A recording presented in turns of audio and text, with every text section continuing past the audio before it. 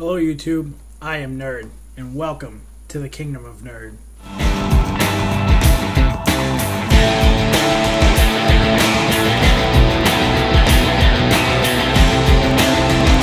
YouTube, and welcome back to my channel.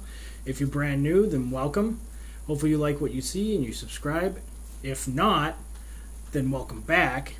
I am going to read today part of the Civil War II subplots, miniseries, whatever you want to call it. I'm going to start with X-Men #1. Now, if you look up in the corner, I got the variant.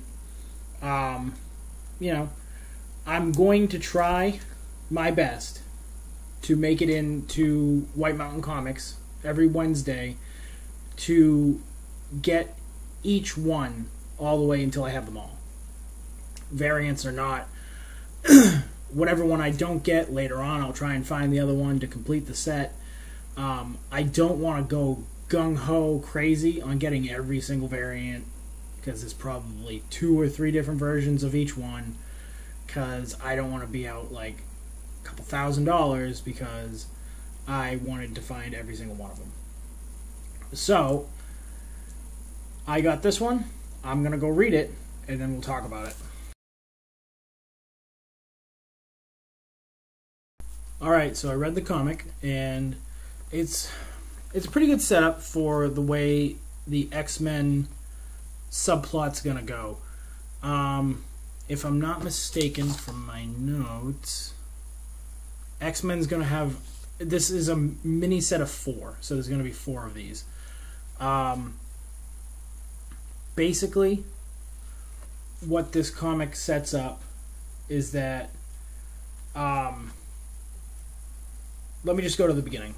So the Mist Cloud, the Inhuman Mist Cloud that you guys know from the other comics that have been kind of moving around, it turns humans into Inhumans if they have the gene in them. It's headed towards a city. If I'm not mistaken, it's Dubai. And you see... You're shown almost like a party with sealed doors up in a high-rise apartment of a bunch of mutants, because you come to find out that this inhuman mist will kill mutants. It just kills them. The mutant gene can't handle the mist, so they die. So you're in this party, and people are talking, and you can clearly see that they're wealthy.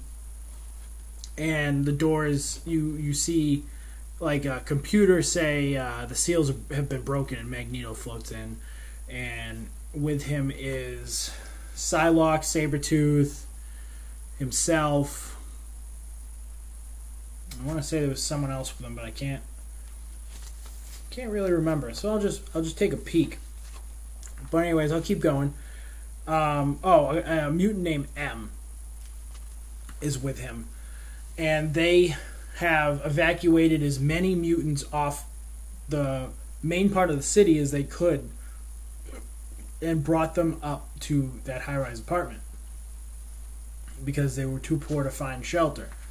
So the owner of the apartment's kind of getting pissy with Magneto, and Magneto's like, you don't want to do this. Don't fight it. I'm going to seal the doors behind me. So he seals the doors. Right after that, 3 waiters start saying things about the mist that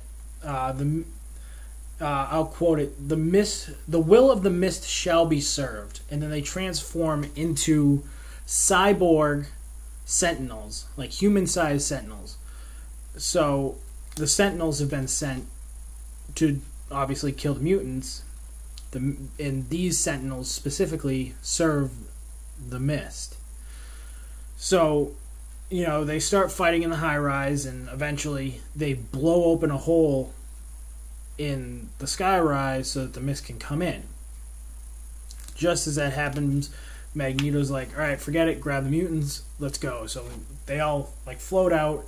Sabretooth stays in there to keep fighting the Sentinels.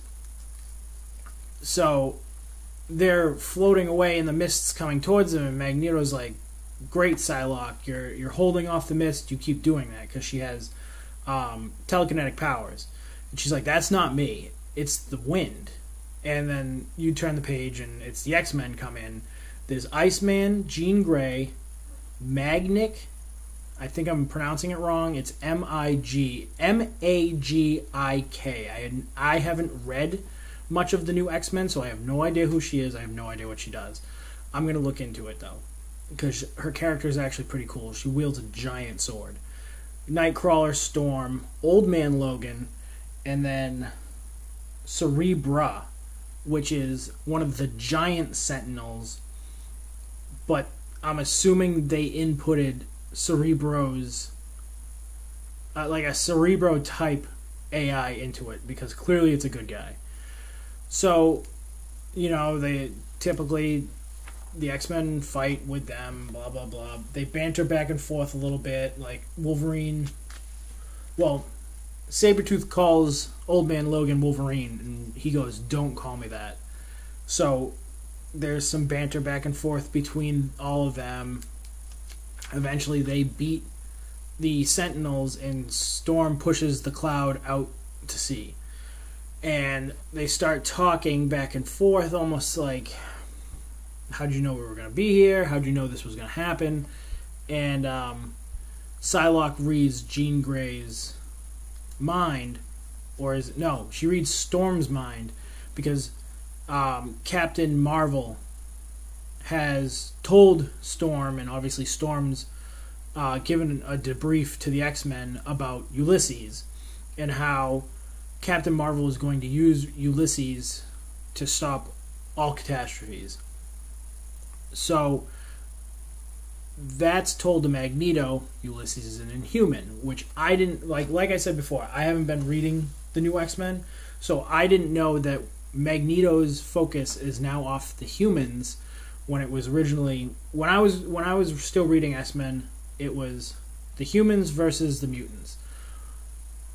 And basically, well, realistically, it was the humans versus the mutants, and then the subplot of the mutants is the X-Men versus Magneto's side.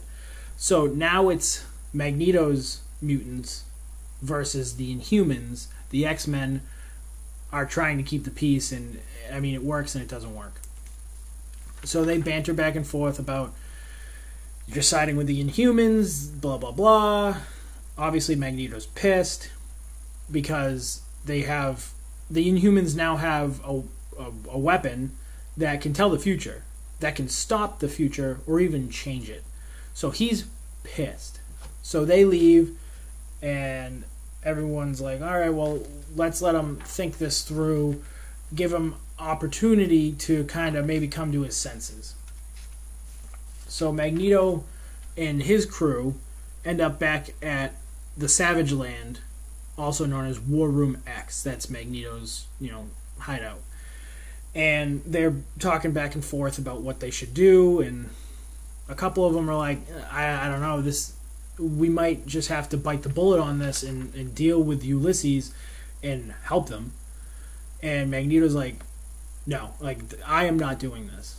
And then just as he starts going into a rant, Nightcrawler pops in, and he apologizes for interrupting, and it's his typical thing because he's trying to be polite.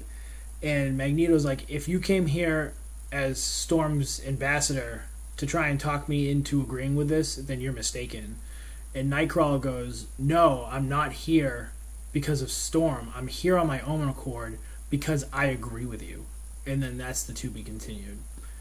So you already see a line dividing with different people.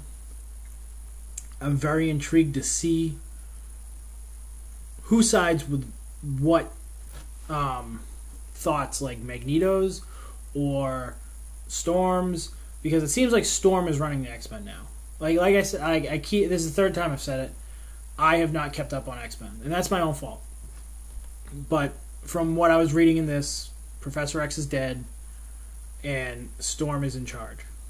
To be honest, after the death of Logan, I have no idea how they tied in Old Man Logan into this X-Men universe, because it's supposed to be the new Wolverine. So I'm personally confused about that, but I will find out for my own answers.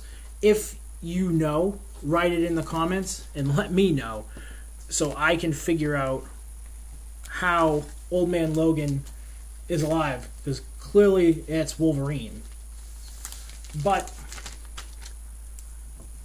on that note, I am Nerd, and welcome to my kingdom.